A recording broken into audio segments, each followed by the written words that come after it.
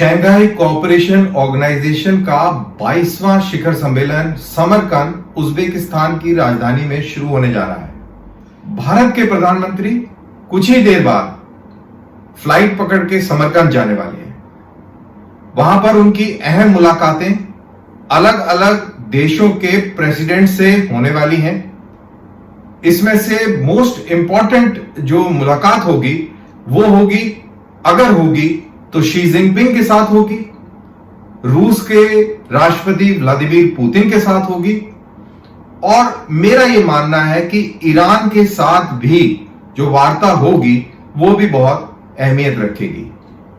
दरअसल Shanghai cooperation organisation इस समय पूरी दुनिया का एक जियोपॉलिटिकल अखाड़ा बना हुआ है। पूरी दुनिया, खास तौर से यूरोप और बहुत खास तौर से अमेरिका की नजरें इसके ऊपर टिकी हुई हैं। उनकी पूरी नजर व्लादिमीर पुतिन, शी जिनपिंग और भारत के प्रधानमंत्री मोदी के ऊपर है।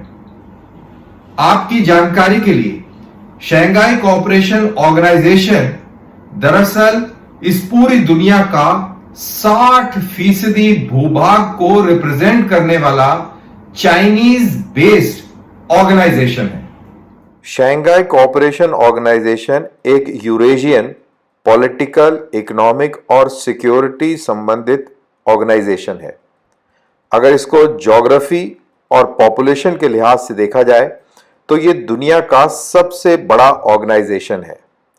पूरी दुनिया के भूभाग का 60% हिस्सा इस एससीओ के सदस्यों द्वारा ऑक्यूपाई किया जाता है।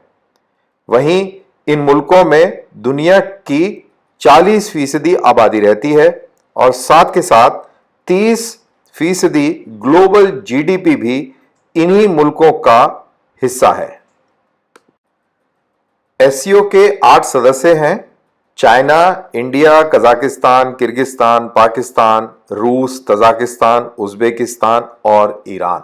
प्रधानमंत्री मोदी के समरकंद जाने से पहले विदेश सचिव विनय मोहन क्वात्रा ने प्रेस कॉन्फ्रेंस करते हुए बताया कि इस सम्मेलन में क्षेत्रीय और अंतर्राष्ट्रीय मुद्दों पर बातचीत होगी। इसके अलावा आतंकवाद से निपटने के उपायों को लेकर भी चर्चा होगी। एससीओ समिट के दौरान प्राइम मिनिस्टर मोदी की मुलाकातों को लेकर विदेश सचिव ने बताया कि इस दौरान प्राइम मिनिस्टर नरेंद्र मोदी की उज्बेकिस्तान के राष्ट्रपति के साथ द्विपक्षीय बातचीत होगी। साथ ही अन्य नेताओं से भी पीएम मोदी की बातचीत होगी। हालांकि विदेश सचिव की तरफ से ये नहीं बताया गया कि प्राइम मिनिस्टर मोदी की मुलाकात शी जिनपिंग और पाकिस्तानी प्राइम मिनिस्टर शहबाज शरीफ से होगी या नहीं। क्या मोदी जी उज्बेकिस्तान में समरकंद में चलने वाले 22वें एससीओ सम्मेलन में चाइना के राष्ट्रपति शी जिनपिंग से मुलाकात कर सकते हैं? बहरहाल इसका कोई संकेत अभी नहीं दिया गया है, लेकिन ऐसा माना जा रहा है कि लाइन ऑफ एक्चुअल कंट्रोल की तनातनी के खत्म होने के बाद शायद शी जिनपिंग और नरेंद्र मोदी की मुलाकात होगी। और मेरा पर्सनली मानना है कि ये जरूर होगी, क्योंकि ऐसे संकेत हैं। वो बात और है कि हमारे विदेश मंत्रालय ने ये इस पे पूरी स्पष्टता नहीं दी है, लेकिन इसका इम्कान बहुत बड़ा है। सुनने में ये भी आ रहा है कि नरेंद्र मोदी ने जब वहां पर जाने से इनकार कर दिया था तो शी जिनपिंग थोड़े घबरा गए थे, क्योंकि ये एससीओ जो है चाइना का पेट क्लब है। इसका हेडक्वार्टर बीजिंग में है और अगर इससे भारत बाहर रहता है तो इस ग्रुप के मायने बहुत कम हो जाते हैं। इसका जो इंपॉर्टेंट जो कड़ी है वो भारत भी है। तो इसीलिए शी जिनपिंग भी बॉर्डर पर तनातनी कम करने को मान गए। इसमें एक पॉइंट में जरूर, एक बात जरूर इन कॉन्टेक्स्ट कहूंगा कि जब 2017-18 में जब भूटान के अंदर ट्राई जंक्शन के ऊपर, जिसको हम डोकलाम से जानते हैं, जब वहां पर क्राइसिस हुआ था तो तब भी एक इस तरीके की बात हुई थी। ब्रिक्स में मोदी साहब ने जाने से इनकार कर दिया था, तो वो भी एक बहुत इंपॉर्टेंट कारण बना वहां की तनातनी को कम करने में और उसी के बाद नरेंद्र मोदी जो है ब्रिक्स सम्मेलन में सम्मिलित हुए। तो ये इशू है। लेकिन जब फॉरेन मिनिस्टर ये कहते हैं, फॉरेन सेक्रेटरी ये कहते हैं कि अभी कोई क्लैरिटी नहीं है, कोई पक्का नहीं है कि वहां पर बात होगी या नहीं होगी, तो बेसिकली उसका मतलब ये है कि भारत जो है कुछ ना कुछ और हासिल करने का प्रयास कर रहा है चाइना से, कुछ और बैकडोर डिप्लोमेसी चल रही है। इसको आप कनेक्ट कीजिए जो जयशंकर ने कहा है। जयशंकर ने कहा है कि अगर आप आतंकवादी संगठनों को और व्यक्तियों को संरक्षण दे रहे हैं, बचा रहे हैं, तो ये आपके खुद के इंटरेस्ट के खिलाफ है। तो ये सारी चीजें ऐसा लग रहा है कि बैकडोर डिप्लोमेसी चल रही है, इसीलिए इस चीज के ऊपर अभी क्लैरिटी नहीं बताई गई है। लेकिन ये मान लेना चाहिए कि ये अहम मुलाकात शी जिनपिंग के साथ जरूर होगी और होनी भी चाहिए। प्रधानमंत्री मोदी के ऊपर पूरी दुनिया की नजरें टिकी हुई हैं। प्रधानमंत्री मोदी राष्ट्रपति पुतिन और राष्ट्रपति शी जिनपिंग दोनों से मुलाकात कर सकते हैं उज्बेकिस्तान के समरकंद में। क्या जब मोदी पुतिन से मुलाकात करेंगे तो उनके जहन में अमेरिकी नाराजगी भी कहीं ना कहीं एक रोल प्ले कर रही होगी, कहीं ना कहीं उनको परेशान कर रही होगी? देखिए, अमेरिका भारत से इसलिए खुश नहीं है कि अमेरिका यूक्रेन के चलते रूस को अलग थलग करना चाहता था, उसके ऊपर सैंक्शन लगाए और बहुत प्रयास किया, लेकिन भारत ने रूस से तेल का आयात करके अमेरिका को बता दिया कि भाई आपकी मर्जी से हम नहीं चलेंगे। और तेल ही नहीं, हमने S-400 का भी आयात किया, जबकि हमारे को अमेरिकनों ने वार्निंग दी थी कि आप S-400 ना खरीदें, लेकिन फिर भी हम अपने आयात पे पक्के रहे। हमने उसका आयात किया और अब तो शामिल भी कर लिया है। और इसीलिए हमको चेतावनी देने के लिए अमेरिका ने पाकिस्तान को 45 करोड़ का एक नजराना दे दिया, जिससे वो F-16 को अपग्रेड करेंगे। तो जी हां, बिल्कुल भारत के प्रधानमंत्री के ऊपर अमेरिकन की बड़ी पैनी नजर रहेगी कि वो पुतिन के साथ क्या बातचीत करते हैं और उस बातचीत का क्या नतीजा निकल के आता है। मोदी जी समरकंद में सिर्फ 24 घंटे के लिए जा रहे हैं। वहां पर वो अलग अलग मुल्कों के शासनाध्यक्षों से मुलाकात करेंगे। क्या ऐसे में वो पाकिस्तान के प्रधानमंत्री शहबाज शरीफ से भी मिलेंगे? और अगर शहबाज शरीफ से मिलेंगे तो क्या बातचीत हो सकती है?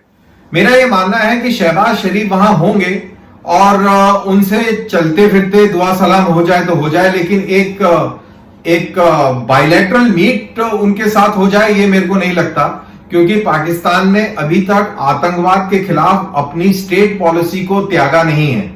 अभी भी पाकिस्तान के लिए आतंकवाद जो है वो एक स्टेट पॉलिसी है, फॉरेन पॉलिसी का स्ट्रेटेजिक टूल है, जिसको वो भारत के खिलाफ इस्तेमाल करता है।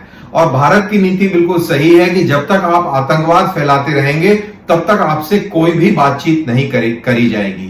और यह भी बात सही है कि पहला मौका पाते ही शहबाज शरीफ कश्मीर का गाना गाएंगे, और यह हम सबको अच्छी तरह मालूम है कि वो कश्मीर का गाना गाए बगैर रहेंगे नहीं।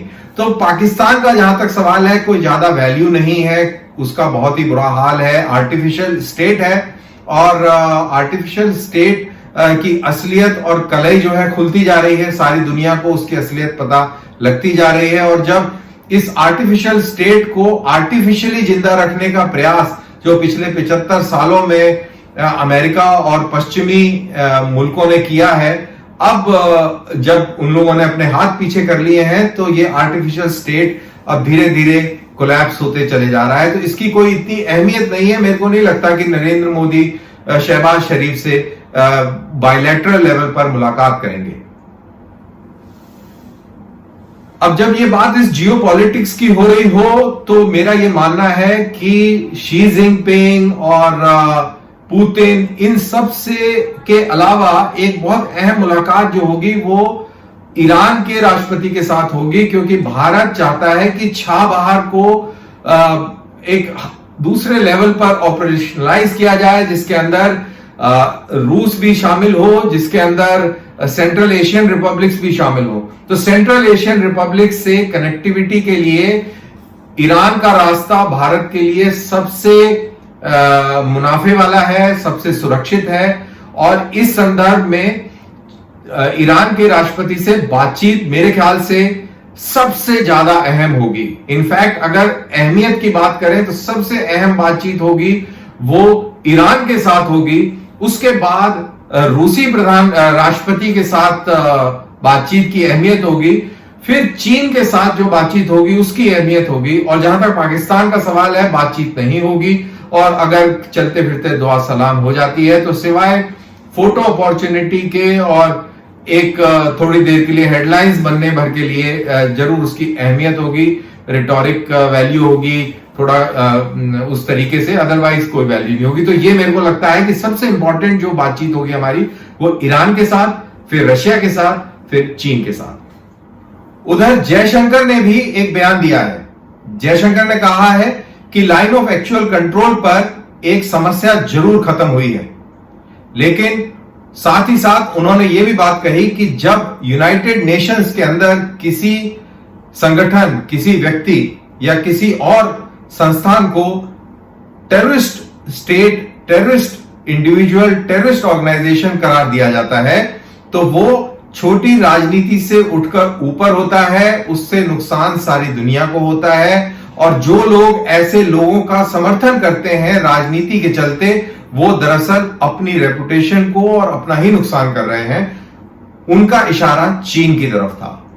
तो यह भी एक बहुत अहम चीज है कि एक तरफ जब लाइन ऑफ एक्चुअल कंट्रोल के ऊपर डिसएंगेजमेंट हो चुका हो, वहीं इंडिया के एक्सटर्नल अफेयर्स मिनिस्टर का इस तरीके से बयान देना बहुत अहम बन जाता है। वहीं हमें यह भी नहीं भूलना चाहिए कि अमेरिका भी शायद हमसे ज्यादा खुश नहीं है, इसीलिए उसने हमको, इंडियंस को वार्न करने के लिए, आगाह करने के लिए पाकिस्तान को 45 करोड़ की F-16 की मरम्मत के लिए इमदाद दी है। दरअसल रकम बहुत छोटी है, लेकिन वो एक मैसेज देना चाह रहे हैं, वो बहुत बड़ा है कि अगर आप रूस के साथ इसी तरह नजदीकियां बनाते गए तो हम पाकिस्तान को मदद देंगे और वो आपको अच्छा नहीं लगेगा। तो ये सारी चीजें हैं। अब देखना यह है कि मोदी साहब पुतिन से मिलते हैं तो क्या तेल के ऊपर बातचीत करेंगे वो? क्या भारत और भी अधिक तेल लेना पसंद करेगा?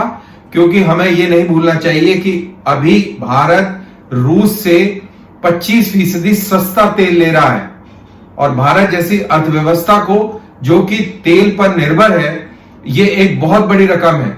ये चीज अमेरिका को पसंद नहीं आ रही है, लेकिन हमको अपने इंटरेस्ट को ध्यान में रखते हुए ये चीजें करनी पड़ती हैं, करनी भी चाहिए। और जो खुद मुख्तार सेल्फ रिस्पेक्टिंग कंट्रीज है वो अपनी नीतियां अपने इंटरेस्ट के हिसाब से बनाते हैं। इसमें हम ये जरूर याद रखें कि कैसे जयशंकर ने, जब उनसे ये सवाल पूछा गया तो उन्होंने ये कहा कि भारत जितना तेल रूस से आयात करता है, इतना तेल यूरोप रूस से एक दोपहरी के अंदर, एक दोपहरी, in one afternoon they buy it from Russia, एक दोपहरी के अंदर जितना तेल यूरोप खरीद लेता है, शायद इतना पूरे साल में भारत रूस से खरीदता है। तो ये थी ये पूरी शंघाई कोऑपरेशन के ऊपर मेरी ये बात। क्या होगा ये अभी हमें पता लगेगा। अगले 24 घंटे बड़े दिलचस्प होंगे, और जैसे ही कोई इंटरेस्टिंग चीज वहां से निकल कर आती है मैं आपसे मुखातिब होऊंगा, मैं अपना एनालिसिस, विश्लेषण आपको दूंगा। आपको अगर ये बात मेरी पसंद आए, ये मेरा वीडियो आपको अच्छा लगा, तो आप इसको प्लीज लाइक कीजिए, शेयर कीजिए और सब्सक्राइब कीजिए और अपडेट्स का इंतजार कीजिए। जय हिंद।